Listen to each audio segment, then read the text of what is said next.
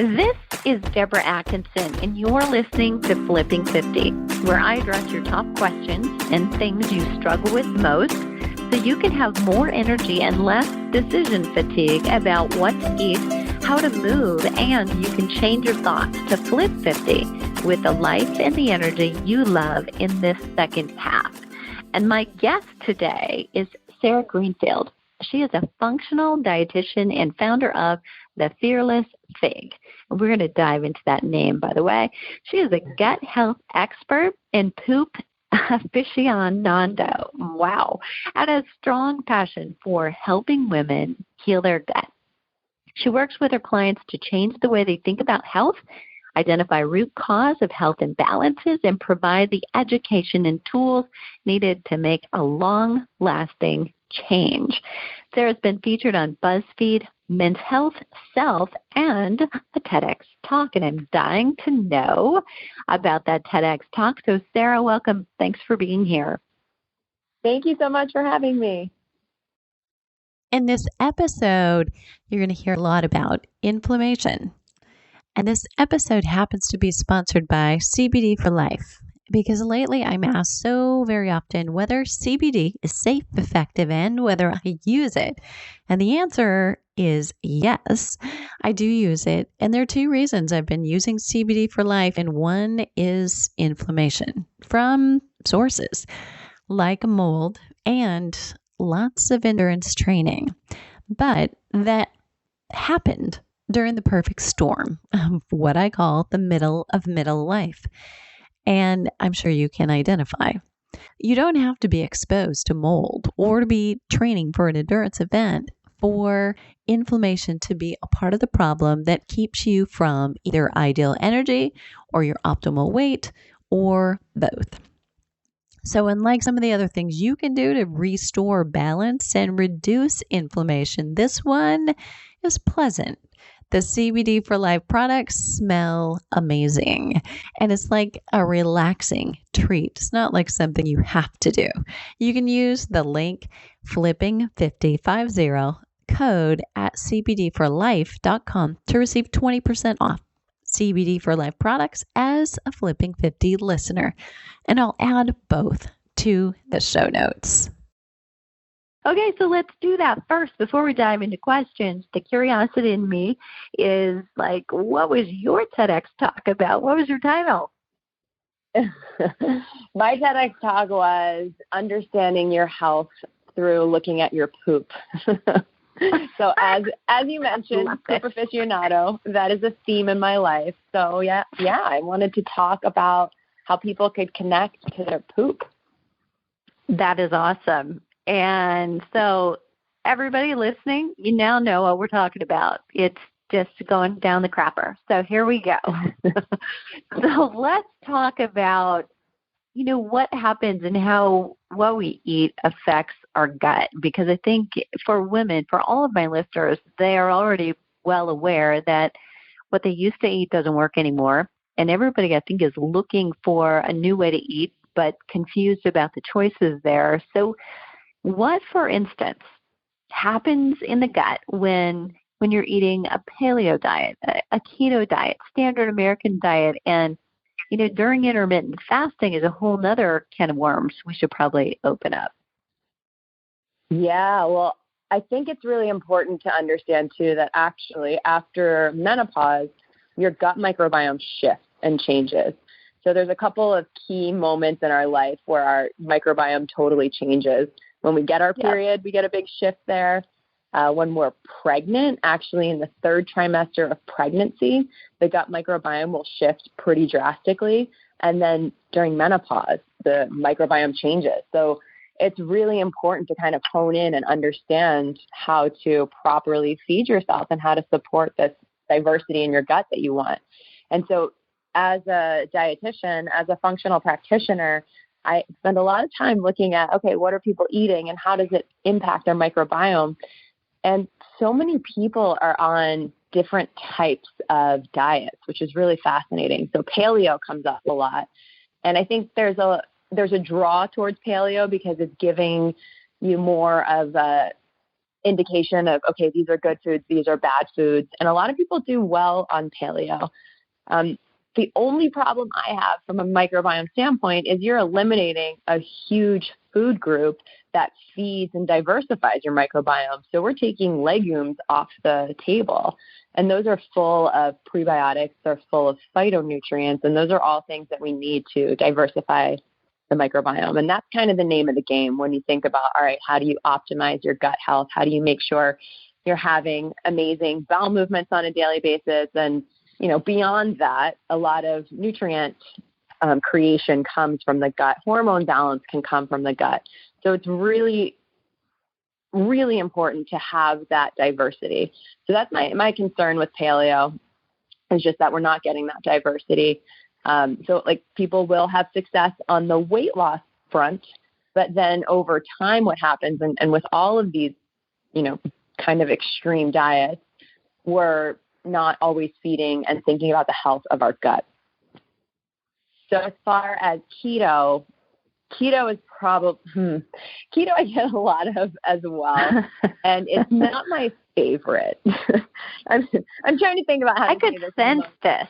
Yes. I'm trying to say, how do I say this in the most politically correct way? But I'm not a huge fan of keto. Again, a lot of people will do things in the name of weight loss, which is great. Right. I understand it feels better on your body. There's so many benefits to losing weight, but really you have to take a step back and think about, okay, is this sustainable for the long term, or is this just going to help me lose 10 pounds in a week, 2 weeks? And most people opt for that. They're like, okay, great. I want to lose weight. I want to do it quickly. Let's get it done. And that's kind of where I see issues with the ketogenic diet. There are some people that can tolerate it and it does wonders for their body, but you have to kind of cycle through it and you have to make sure you're eating vegetables. So a keto diet is just an extremely high fat diet. I think almost about 70 to 80% of calories are coming from fat over the course of a day, which is a lot. And what I see people do is look at something like, oh my gosh, tomatoes have 25 grams of carbohydrates and onions are high in carbohydrates. And they start to restrict and limit those types of food from the diet. And that's where we run into problems. Because when you're taking out something you're looking at, like a vegetable that has higher amounts of carbohydrates, typically a lot of those carbohydrates are coming from fiber.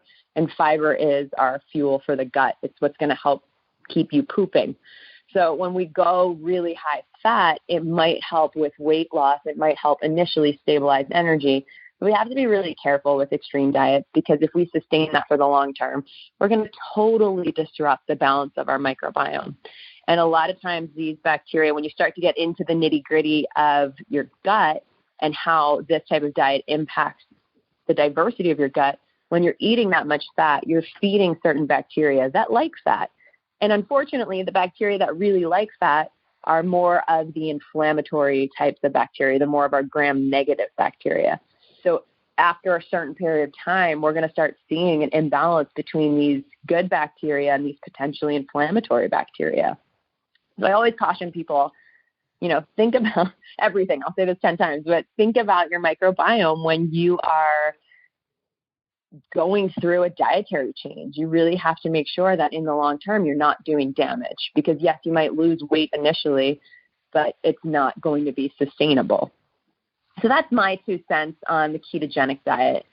The other one we talked about, well, the standard American diet is one that I think even as a dietitian, 12 years ago when I was going through my whole internship process, the standard American diet was always the one that was poo-pooed. They were like, that's high in processed sugar, refined oil, hydrogenated oil, refined carbohydrates.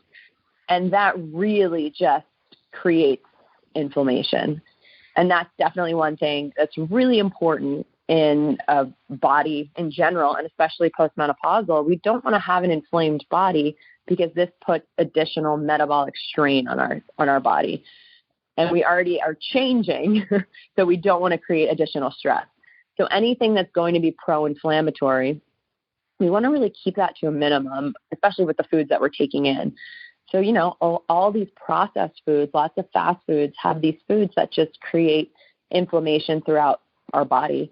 And when we're eating those foods, the first place that's getting inflamed is our gut.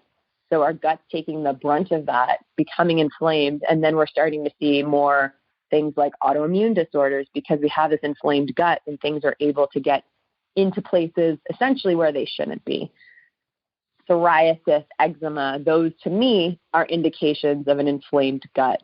Sometimes brain fog can be another example of an inflamed gut. And when we think about our poop, if you're having loose bowel movements or diarrhea, or you eat something and it changes the texture and consistency of your poop, it's really something to dial into because that could indicate that maybe these foods are actually causing inflammation.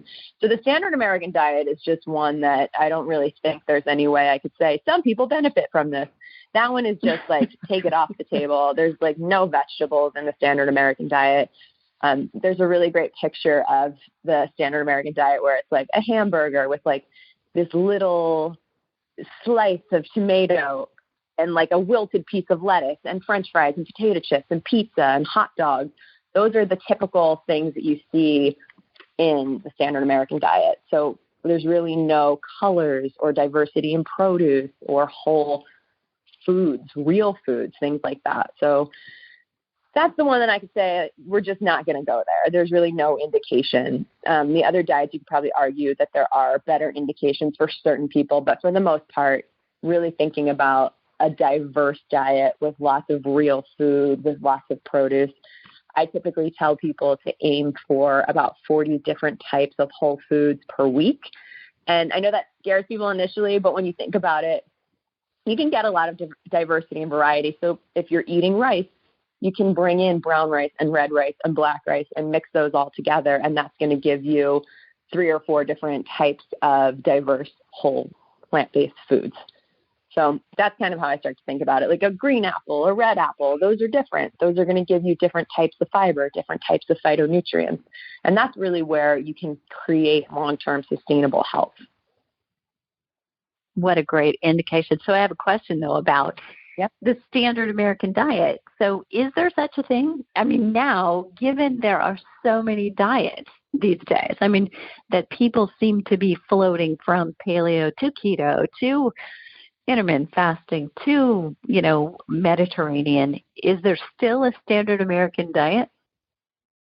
Well, the standard American diet typically is that one with all the fast food and just the white carbohydrate. So that's what I think about. And there absolutely is a standard American diet. There's so many people that are on that type of diet that either aren't thinking about their health, they haven't run into any problems eating that way. That's probably one of the most common that I've seen, where if you haven't dealt with or been challenged by your body saying like, hey, something's going on, or there's a heart attack or diabetes, or, just something that makes you actually stop and say, oh, wow, I can't continue like this. Then, without that, a lot of people just, it's easy, it's fast, it tastes good, and it's inexpensive. So it's just one of those things where it's like, yeah, I'm just going to eat that way because I don't feel anything. Like that's really when people start paying attention, is either if they're very, passionate about health and nutrition and they want to optimize it, or when the body shifts and changes and it doesn't function the way it used to. Awesome. Got it. Okay. So what about, wait for it, intermittent fasting? How does that affect the gut? Okay. So intermittent fasting is probably one that I do like for the gut.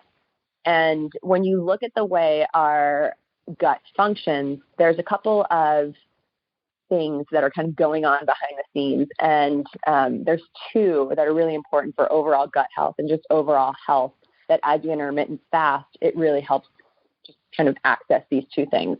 So the first one is cellular autophagy, which is our cell cleanup. And the longer you go without eating, the more access our body has to remove dead cells, repair cells that are damaged, and really just optimize health. So when you look at longevity studies, when you look at anti-aging studies, a big kind of cornerstone of that is intermittent fasting and also not eating so much. And with the gut, it's important we need that time to kind of detox, to repair. If our cells are working from an optimal level, then our bodies are going to be working from an optimal level. So that's a really good benefit of intermittent fasting. And then also we have something in our gut called the migrating motor complex. And what that does is it helps kind of sweep and clear out undigested food and bacteria. And that's stimulated from not eating for certain periods of time. So intermittent fasting can do it, but also leaving enough time between meals is really, really important. So the people that are, those constant grazers and are having digestive issues or, are having little snacks throughout the day, that doesn't typically bode well for my people with digestive imbalances, because we're never allowing our body to access that migrating motor complex and that cleanup and, moving things out of the gut, which can, a lot of times lead to bloating and just discomfort. Okay, well, hold that thought. We definitely want to go there. So all of my hopefully Flipping 50 program participants are already saying, okay, I get it. This is why we don't snack between meals and why I'm not going back to it even after the program. But before we jump into, I want to go into bloating because it's definitely a problem. But I also want to hear, let's define intermittent fasting. And for my private clients, we often will do and use the Prolon fasting mimicking diet, but there are other methods that I've used as well. So let's define how you address intermittent fasting, if you've got a continuum that you use, or what's the best example of intermittent fasting for listeners who are less familiar? Yeah, good question. I mean, there's probably 10 different ways to define intermittent fasting. And really the core of it is just an extended period of time where you're not eating. So even people that want to kind of try it, play around with it, but don't want to go super extreme, I just say, make 12 hours from the time you eat dinner until the time you eat breakfast. Give yourself that 12-hour window, and that's going to be a really beneficial place to start. And some people will be like, oh, that's easy. I do that, all the time. Or sometimes that can be really, really challenging. But just starting simple, that's the other thing with health, not to deviate from it. But we don't have to go into these extremes to make impactful changes. So just starting with a 12-hour fast is totally fine. And then making sure you're spacing your meals between the day is really important as well. Sometimes I will take people into, more of a 14-hour fast. That's usually where I like to go. I'm not very extreme in the amount of time between meals or the way that we're fasting. I'm just 12 hours is good. 14 hours is even more ideal. But again, there are caveats for everything. So if somebody is having some hormonal imbalances or really kind of feeling hormonally imbalanced, working out a lot, things like that, we have to take that into consideration, because that can shift and impact your hormones. So it's just one thing, to consider while you're modifying the diet as well. I've had women that do really well on intermittent fasting. I've had women that are tired and drained and just don't function and feel good doing that. So it really depends on how you feel. And that's what's important, is to pay attention. I think there's just so much nutrition information out there, and there's so many I did this and felt better, and I did this. And it really has to be taken with a grain of salt. And we're just all so different, and what we respond to is going to be different, and our hormone balance is different, and our toxic load exposure is different, and our ability to detox is different, and our microbiome. So there's just so many things that make us who we are.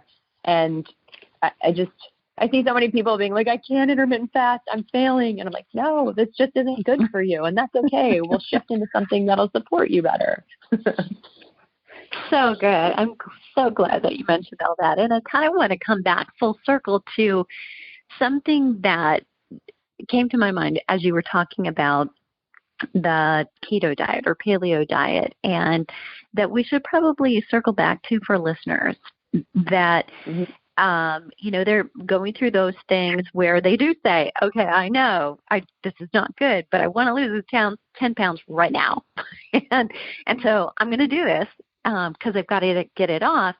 Or they're going through an elimination diet, and we do that. I take people through a blueprint, and often I find I am beating my head against the wall. Sorry, those of you who are listening, and this is you, but they're afraid to reintroduce those foods. So they're saying, no, I feel so good, I'm going to stop. But it's like, no, you're missing the point. We want to introduce them again, and we want to figure out why aren't they working, and we keep wanting to reintroduce them until they do, because the gut may just need to heal.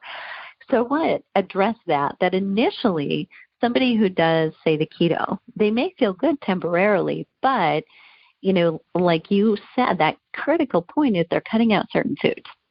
And doing that long term will eventually come back to bite you in the butt. So I just summarized what you said. Let me know or tell listeners, did I get it right, or do you want to add to that? Yeah, no, that was a great summary. And I think it's important to understand, especially with keto, when you do feel better, why is that? A lot of times, my world, people with digestive issues, when they eliminate all of these carbohydrates and grains and fibers, they feel better because they have a dysbiotic and imbalanced microbiome, and now they're not feeding it, which is great. That's what we want. We want to feel that way. But we don't want to do it in a way where we don't understand why. And it's like, no, but I feel good. And it's like, okay, yeah, that's one part of it, but it's not sustainable. So that's the whole thing. Elimination diets are incredible. I do those as well, and they help give us insight into what is irritating you. But it doesn't mean this is the sustainable long-term solution. This is just, let's decrease inflammation. I had somebody tell me that inflammation one time is metabolic chaos in the body. And I think that's a beautiful way to describe it, because when your body's inflamed, it's going to start doing things that don't always fully make sense. So the elimination diet, even doing keto, getting those things out that are problematic, that are irritating the body is really important, but it's equally as important to start rebuilding and bringing things back in that do feel good, healing that inflammation, and eventually getting those foods back in. So that's, I think, the piece people are typically missing, because, we're all looking for like, okay, how do I do this in the fastest way possible? And our health and our wellness is not that. There's never going to be like, okay, we're going to work on this for, a month and it's going to be better and everything's going to resolve. I always try and, just kind of remind people that health and wellness is a journey that's always changing and always evolving. And it's something that we're always going to be on if it's important to us. And once you kind of fix one area, either, sometimes people are like, oh, I want to go further. I want to level up. I want to see if I can feel even better. And then there's that constant exploration in that area, or sometimes you fix something and then something else becomes an issue, or you get sick and it throws off your body. Not to be like doom and gloom, but it's a beautiful journey, and it's something that we get to do to connect with ourselves and to really say, okay, what do I need in this moment? So, I mean, to me, the journey of health and wellness is beautiful, and having people that understand what they're doing to help guide you along that path is really, really important too. So it doesn't become frustrating, so it can become enjoyable. Great. Thanks so much for commenting. And for that, it's just exactly that. It's like, right, you fix that one thing and then, you need a new couch all of a sudden. And then the curtains have to be changed, right? Yes. Okay. Same thing. So I know everybody is listening. They're sitting on the edge of your seat saying, be quiet. Just ask her again about bloating. So what do you recommend? What's it a sign of? Help a sister out. Yeah, bloating is like, that's the one topic that we all want more clarity on. And it's complex, of course, because if it was easy, we wouldn't be struggling with it. So bloating initially, there's a lot of different things. But initially what I think about, especially as we're aging, our motility is slowing down. So that's kind of step one that I think about is, all right, how do we support digestion, motility? Our enzymes are decreasing. If we're stressed out, that's a whole, that's going to impact our enzymes, our body's ability to actually make enzymes to break foods down. So that's kind of first line of defense. Like, is your digestion optimized? Do you need to add in some more bitter foods to stimulate bile flow, to stimulate things working properly so that bigger pieces of food aren't getting stuck or not breaking down and just kind of sitting in your gut or your intestines and fermenting. That's one reason that people get bloated. Just things are slowing down and we're not being as supportive as we can be. So the bitters are a really good place to start, or bitter food. And then you can also do something called digestive bitters, which is a tincture that can be really helpful, or even a broad spectrum digestive enzyme is really, really beneficial. Sometimes I will include something like HCL or betaine in there because stomach acid can decrease also. And we need our stomach acid to be able to break things down. And this is where, that food getting stuck and fermenting is one reason we get bloating. Sometimes it can be from eating foods that you're sensitive to. So you mentioned an elimination diet. Sometimes that can be a game changer for people where it's just understanding, okay, there's certain foods that are irritating me. And when I take them out, I feel a lot better. And if it's not huge categories of foods, you can, avoid those foods for a certain period of time and not really damage your diet or decrease your diversity. That's totally fine. A lot of times I'll have people just try eliminating gluten and dairy and decreasing sugar. And that can really, really help with bloating because those can be some of the main sources of irritation and gut upset. I think the third part that's a little bit more challenging, and this is what I really kind of dive into in my practice, is that dysbiotic environment or, bacterial imbalances either in the large intestines or small intestines. So I see a lot of this in my practice is bacterial overgrowth.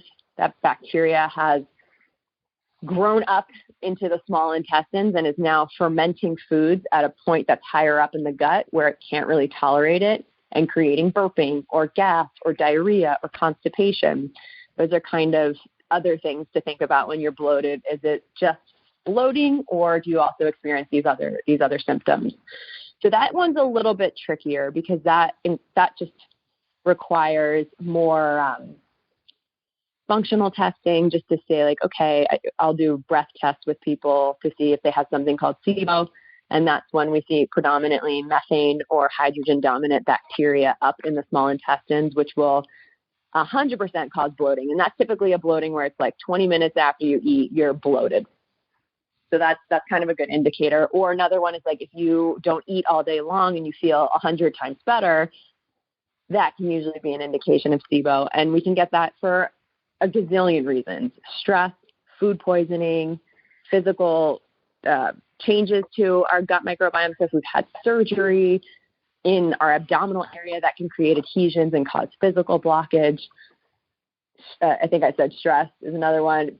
Thyroid medication can do it, that decreased stomach acidity. So there's lots of fun things. Antibiotic use. So I think the bloating conversation, a lot of times when you go into a conventional setting, they're like, oh, you're bloated. Just, stop eating so much fiber or just eat more. I had somebody tell me one time, eat more white foods. And I was like, are you kidding? That's not a solution. Oh my God. So you're fired. That's the more functional side is the SIBO or the bacterial dysbiosis in the large intestines, which can create that as well, which you can find by doing a stool test and just looking at the type of bacteria that's in there. Okay. So I've got a question. So bitters or bitter food, Betaine HCL. So let's say those are used and they provide a solution. They resolve some of the bloating. Are those permanent for listeners, or how long do you suggest using and then removing or weaning depending on what your process is? Yeah. So again, it's really dependent on, what's going on in the body, but typically bitters are something that can be support at any time for any, that's fine for long term, especially if you're going to focus on bitter foods that you're incorporating into your diet. That's going to be, just a good rule of thumb. And I like to think, the bitter, the better. So anytime you're bringing in more bitter foods, it's less acidic foods, it's less sugar, it's also stimulating digestion. So that's always going to be beneficial. And that's something to incorporate on a day-to-day as a daily practice. What are a couple examples of some good bitter foods? Dandelion greens are really bitter. Arugula is really bitter. Dark leafy greens, a lot of those can be bitter. orange peel.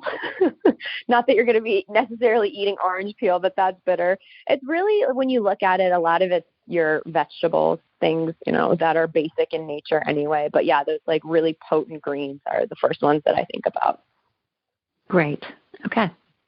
Yeah. And then the enzymes, the only thing I would say about digestive enzymes is when you start taking them, I usually say take it with your first bite or two of your meal. And then after, a month or so of doing that, you want to move them towards the end of your meal. So you're giving your body time to produce enzymes and utilize enzymes, but you're still getting that enzyme support. Nice. The other thing too, which is not related, and I'm sure you've talked about this, but I have to mention this anytime we're talking about digestion, is stress management. That is one of the most critical parts to optimizing, I would say, your overall health and especially digestion. Yeah. That's stomach acid. I mean, that's a whole thing. So I just want to at least make sure I mention it, because looking at things that are stressing you out, how to manage those more effectively, that's critical. Well, I think it is, and probably we need to emphasize it because it is so simple. So if you're listening right now and you're multitasking, come back to us for a second, because this is something we kind of let slide. We're like, oh yeah, I've heard that before. I know, but have you done it? That's what we're really asking you.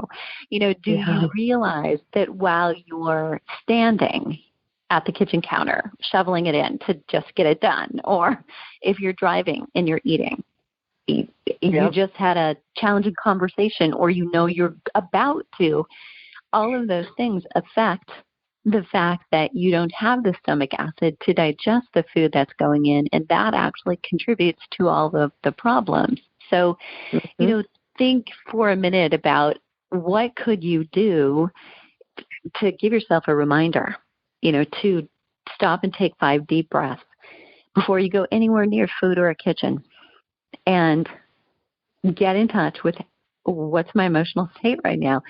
Is my jaw clenched? Am I just tight all over?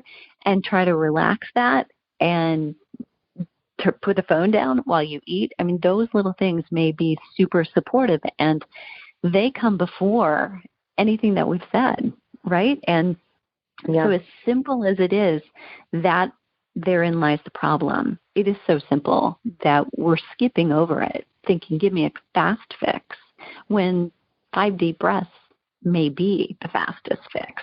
So thanks for bringing that up, really. Yeah.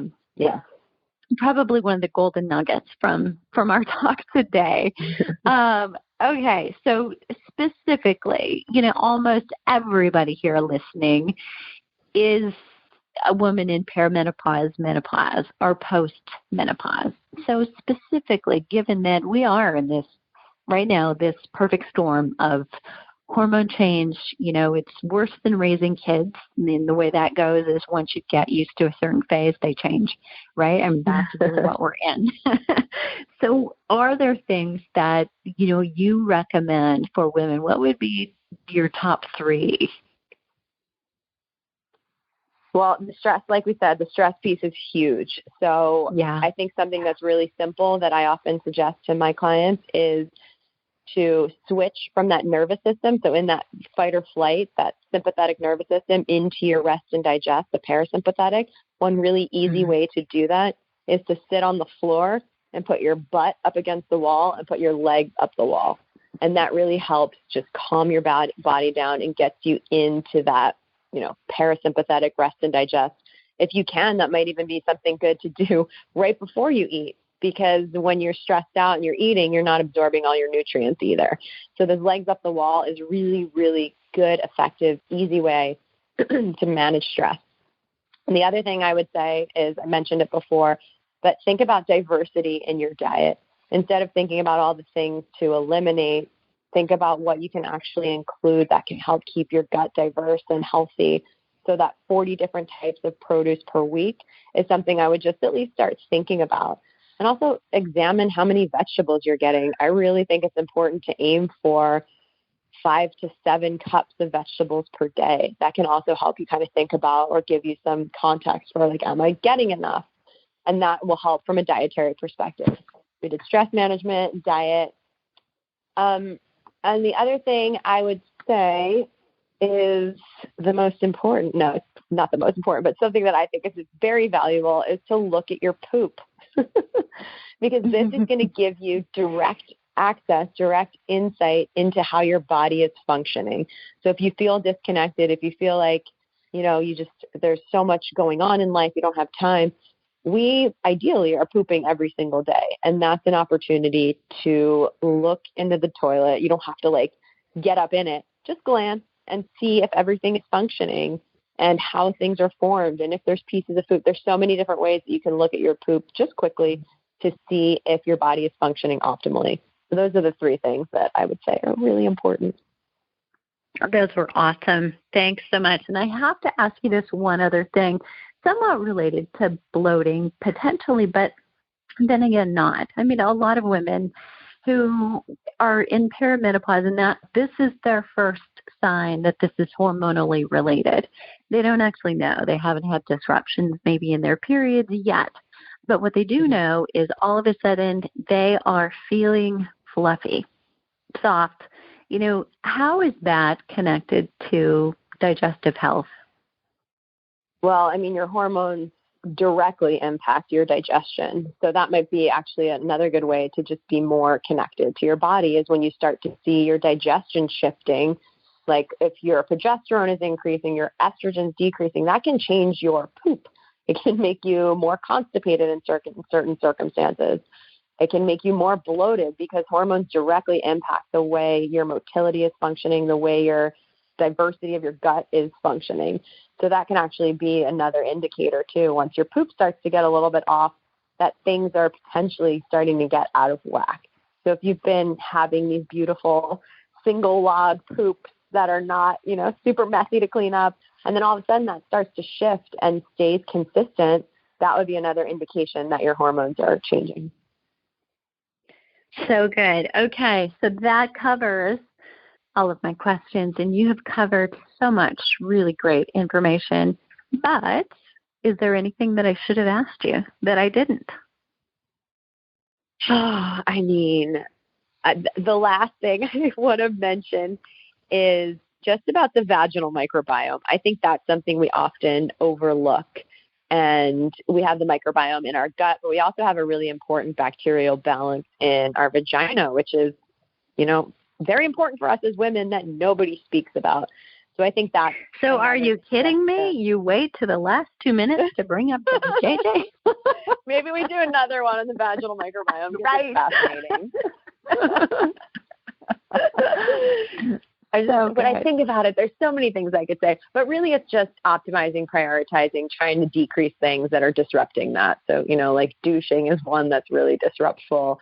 Lubricants can be disruptive to the microbiome. So I think, as we're thinking about the value of bacteria, let's also try and think about ways that we're not killing off the bacteria that we have in all areas of our body. I love that. And I think that's a really relevant conversation to have with our listeners who are dry, as a result of menopause and maybe using lubricants. So listeners, I'm going to leave it up to you. We want some comments below the show notes. If you'd like us to have a conversation going deep down there, you let me know. Sarah, how can listeners get a hold of you and learn more, especially about their poop? I have a website, www.fearlessbig.com. There's more information. I have a blog on there. I also have a free poop guide. So we talked a lot about the importance of looking at your poop and understanding your poop. So when you go onto the website there, you can actually get a free poop guide. And another place I'm pretty active is Instagram. So that's just at Fearless Big. If you want to find me on Instagram, there's tons of good content. I post just really good stuff around the gut. And that's where you can find me. So awesome. Sarah, thanks so much for being here. Yeah, thank you so much for having me. I appreciate it so much. And I love, shedding light on this in any capacity. So I'm grateful that your listeners are interested in these kind of conversations. Oh, we so are. And listeners, you can let me know, did I miss a question that you had? Leave it below the show link at flipping50.com/bloating. I love hearing from you. And if this episode was helpful, please leave us a rating in iTunes. It really helps. And then share it with a friend. Surround yourself with a supportive community of women on the same journey. To get the most from this week's episode, check out today's show notes at flipping50.com. Again, it's /bloating, where you'll find the juicy free download that Sarah has for you and the links to connect with her on social media. And what are you waiting for? Let's start flipping 50 together.